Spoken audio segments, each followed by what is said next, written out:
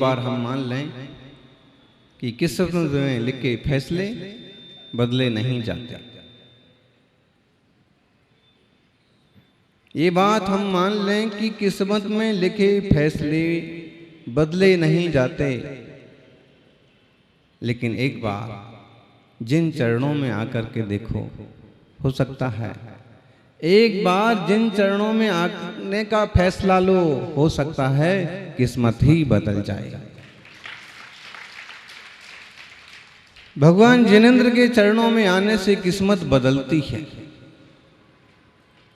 मुनिराजों के चरणों में आने से किस्मत बदलती है।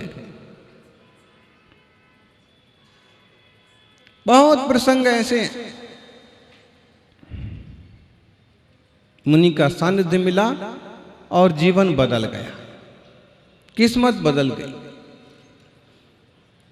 आचार्य शांति सागर जी महाराज के एक शिष्य थे, पाय सागर जी महाराज, और उनको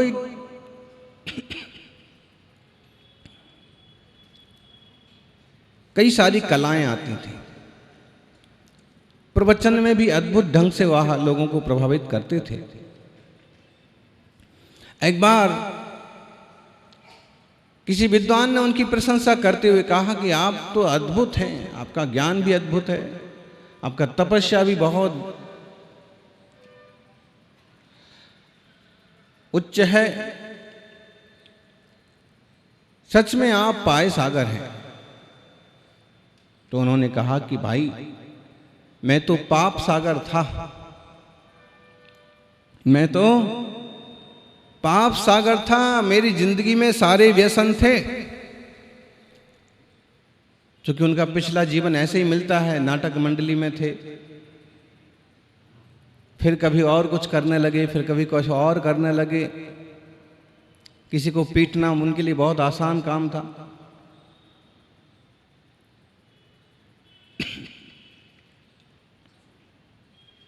जब पहली बार महाराज जी के पास पहुंचे, तब भी लोगों ने कहा कि बदमाश आदमी यहाँ के क्या करेगा, इस टाइप का जीवन था। तो उन्होंने कहा कि मैं तो पाप सागर था, लेकिन मैं गुरु महाराज के चरणों में आकर के पाय सागर बन गया।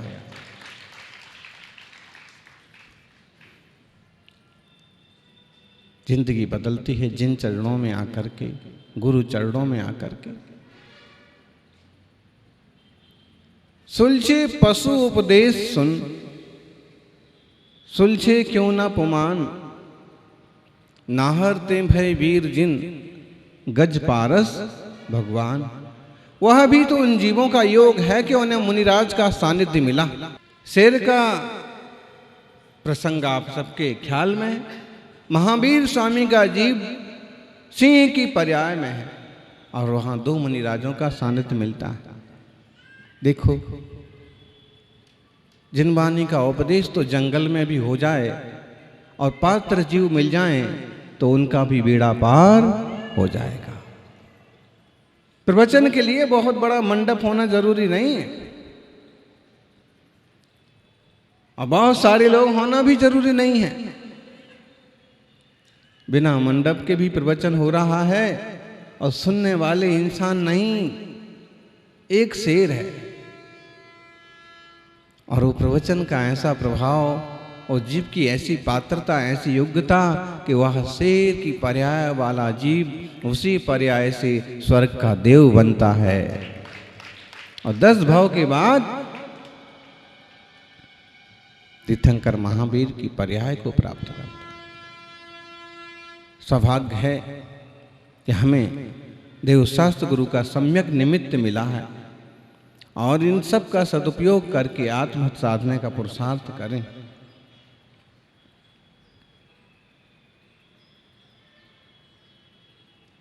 किस्मत वालों को मिलता है जिनवर का द्वार, गुरुवर का द्वार।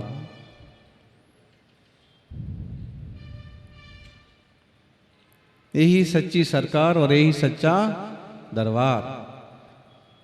किस्मत वालों को, अपन किस्मत वाले हैं, कहीं ना कहीं किसी पुण्य का उदय है कि पुण्य भूमि में पुण्यात्माओं की संगति में बैठने का योग मिला।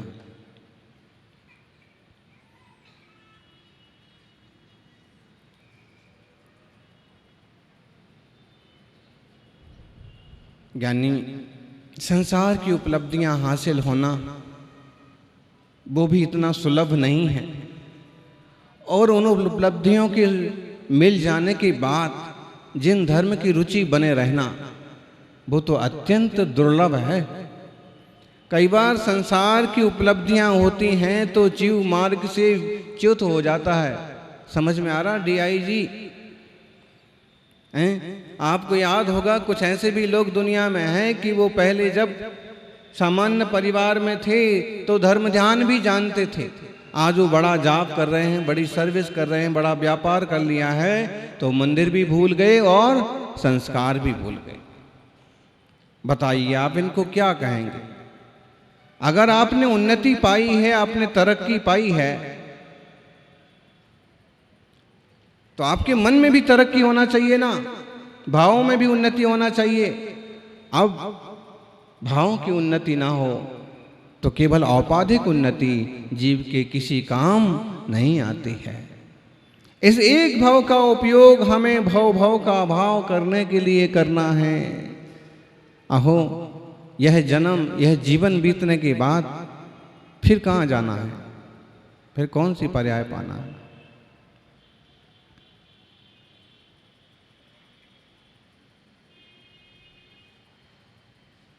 सावधान रहना बहुत जरूरी है। आचार्य देव कुंद स्वामी प्रवचन सार की 85 नंबर की गाथा में कह रहे हैं कि पहले तो तत्व का निर्णय सही करो। अट्ठे अजधा गहणम करुणा भावो या तिर्यमणुएषु विशेषु यप्पसंगो मोहसेदाणी लिंगाणी। चिन्ह बताए हैं, भ्रम के चिन्ह, मोह के चिन्ह, अज्ञान के चिन्ह बताए हैं कि कोई व्यक्ति अट्ठे अजदा गहणम पदार्थ का यथार्थ ग्रहण करता है, वस्तु व्यवस्था को सही रीति नीति से नहीं जानता है, तत्व का बोध सम्यक नहीं है, देह को आत्मा मान लिया, आत्मा को बटकणिमा का मान लिया, शब्द को आकाश का गुण मान लिया, ईश्वर को कर्ता मान लिया, और जो कुछ भी समझ में आया, जैसा भी सीख लिया, सिखा दिया, या तो ग्रहित मिथ्यात्व होगा या अग्रहित मिथ्यात्व होगा। अट्ठे अजदा गहणम, वस्तु व्यवस्था है, उसका कोई ख्याल ही नहीं है। तो कह रहे पहला मोह का चिन्ह है पदार्थ को सही सही नहीं जानना, जैसे को तैसा नहीं जानना। जो जैसा है सो है। 7 तत्व हैं, 6 द्रव्य हैं, 9 पदार्थ हैं, और जो यह 6 द्रव्य 7 तत्व 9 पदार्थ की व्यवस्था है, वास्तव में वह ही वस्तु तत्व सम्मत व्यवस्था है, आगम सम्मत व्यवस्था है। मैं जीव हूं, देह आदि जड़ है, पुद्गल की रचना है, धर्म द्रव्य, अधर्म द्रव्य, आकाश द्रव्य, काल द्रव्य, सबकी अपनी अपनी उपयोगिता है, अपना अपना कर्म है। मैं जीव हूं, देह आदि अजीब है, और आश्रय हो रहा है मन वचन काय की प्रवृत्तियों से, बंद हो रहा है आश्रय होने से। और जब यह विवेकवान बने जीव, जब जागे तो सवेरा हो, संबर हो, निर्जरा हो, जब वह पर द्रव्य थे भिन्न आप में रुचि सम्यक्त।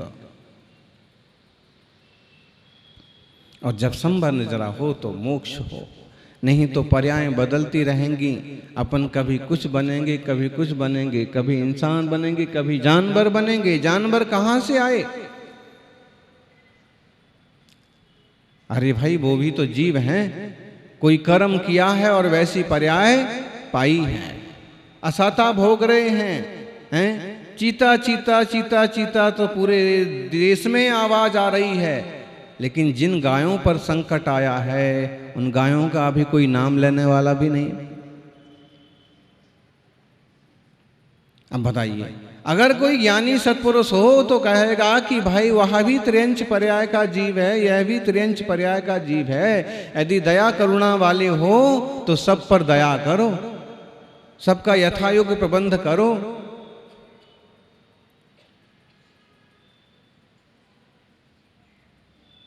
अट्टे अजदा गैणम करुणा भावो यत्रिय मणिषु।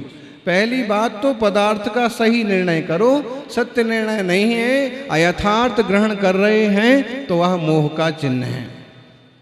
दूसरा, करुणा भावो यत्रिय मणुषु, तिरेंच और मनुष्यों पर करुणा का भाव होना, कि करुणा का अभाव होना। बोलो, यानी करुणा का भाव होना भी मिथ्यात्व का चिन्ह है। मतलब तो करुणा करना बंद कर देना चाहिए, ऐसा वात्सल्य भाव, अपनेपन का जो भाव है उसके मिटा देना चाहिए। बात को गंभीरता से समझना पड़ेगा। जो अत्यंत आसक्ति रूप करुणा है, क्योंकि करुणा कहिए, वात्सल्य कहिए, आत्मा का गुण है। शुभोपयोग में तो इसे बहुत उपयोगी कहा है, और ऐसे कहा है परहित सरिस धर्म नहीं भाई, दूसरों के हित करने जैसा कोई धर्म नहीं है। करुणा रखो। उपदेश देते हैं महावीर स्वामी, उपदेश देते हैं गौतम बुद्ध, उपदेश देते हैं, कृष्ण का जीवन पशु पंक्षियों के लिए बोलता है, उपदेश देता है कि करुणा करो, सबके प्रति अपनापन का भाव रखो। तो ऐसा क्यों कहा यहाँ पर कि करुणा का भाव जो है वो भी, तो कथनचित यह विवक्षा है। जयसेन स्वामी ने दो अर्थ किए हैं। करुणा भावो माने करुणा भाव होना भी कथनचित वह मिथ्यात्व का चिन्ह है। कैसे? बिना भेद विज्ञान के, बिना तत्व निर्णय के की गई करुणा, और उसके दुख में खुद भी दुखी हो गए। अरे भाई, कुछ उपचार कर सकते हो, कुछ उपाय सुझा सकते हो, वो करना तो बात समझ में आती है, लेकिन क्लेशवानों को देख के खुद भी क्लेशित हुए जा रहे हैं। आत्मा देह को एकत्व करके विषम जाति पर्याय में मग्न होकर के और खुद भी परेशान हुए जा रहे हैं। तो ये करुणा का भाव जो है नुकसानदायक ही। सम्यक दृष्टि को भी करुणा का भाव होता है, और भी गौशाला खोलेगा, खुलवाएगा, गायों की सेवा करेगा, गरीबों की सेवा करेगा, अनाथों की सेवा करेगा। सम्यक दृष्टि जीव बहुत निर्मल वात्सल्य स्वभाव वाला होता है, और जीव मात्र के प्रति उसको वात्सल्य भाव होता है। मुनि राजों के प्रति अत्यंत आदर भक्ति भाव पूर्वक वात्सल्य भाव होता है। साधर्मियों के प्रति वात्सल्य भाव होता है। वो तो एक तरह से गुण है, निर्मल परिणति है, शुभोपयोग का प्रकृष्ट चिन्ह है। लेकिन जो अभेद करके की गई करुणा है, वो करुणा यहां पर मोह का चिन्ह कही गई।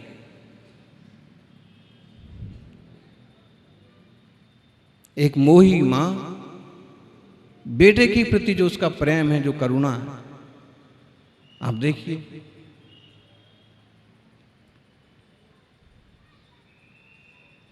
मोह का चिन्ह है।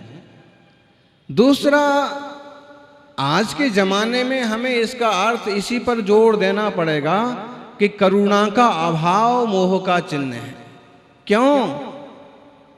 एक जमाना था जब स्वाभाविक रूप से सारे गांव वाले एक दूसरे को स्नेह रखते थे। लगभग एकाध कोई किसी में हो जाए खटपट तो हो जाए, नहीं तो लगभग पूरा गांव जैसे एक ही हुआ करता था।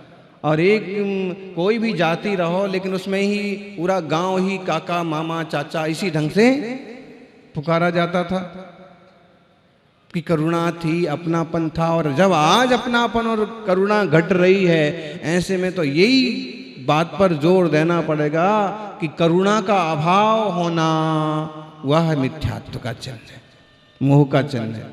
क्यों? ऐसे लोगों की संख्या बहुत बढ़ गई कि करुणा ही नहीं है। वे जानवरों को मारेंगे, इंसानों को मारेंगे, आतंकवादी बन जाएंगे, नक्सलवादी बन जाएंगे। तत्व तो छोड़िए, धर्म तो छोड़िए, वे हथियार उठा करके हिंसा के काम करने लग जाएंगे।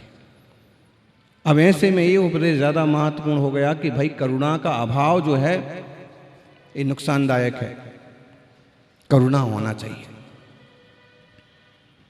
दूसरा, परिवारों में देख लीजिए, आज एक माँ अपने बेटे के प्रति ज़्यादा से ज़्यादा ध्यान रखा करती थी, और अब ये हो गया कि बेटे से ज़्यादा ध्यान उसका रहता है मोबाइल पर, सीरियल पर।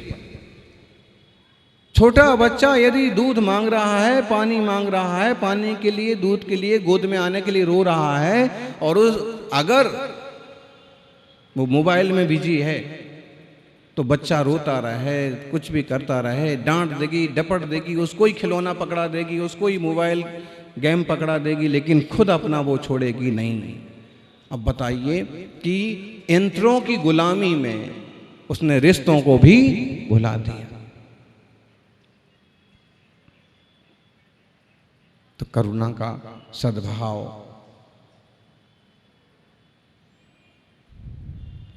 करुणा का अभाव होना मोह का चिन्ह है। और विषयेषु अपसंगो, विषयों में अति प्रसंग होना, विषय वासना की भावनाएं चित्त में भड़कते रहना। जब देखो, जब कुछ लोग होते हैं हमेशा उनका मन मैला ही रहता है, चाहे खाने पीने की चीज़ों को लेके हो, चाहे वासनाओं की बातों को लेके हो, हमेशा विषयों में जिनका प्रसंग है, विषयों की वृत्ति है, विषयों की कुभावना है, वह जीव जो है मोह के चिन्ह वाला है। और जिनके मोह के चिन्ह विद्यमान हैं वो मोही जन मिथ्या दृष्टि है। आज की स्थितियां बहुत खतरनाक हो गई। स्कूल में टीचर ने कहा कि मां पर निबंध लिखिए, तो बच्चों ने अपने अपने ढंग से लिखा मां पर निबंध। माँ ऐसी है, माँ वैसी है, माँ ऐसी होती है, हैं? माँ बच्चों की जान होती है। गीत भी बने हुए हैं। सब ने अपने अपने तरीके से लिखा। किसी ने पहले वाले निबंधों की नकल मारी। एक बच्चे ने निबंध लिखा, ऑफलाइन माँ, ऑफलाइन माँ चाहिए, ऑनलाइन माँ तो सब जगह हाजिर है, लेकिन ऑफलाइन माँ चाहिए। ऐसी माँ चाहिए जो मुझे गोद में ले सके।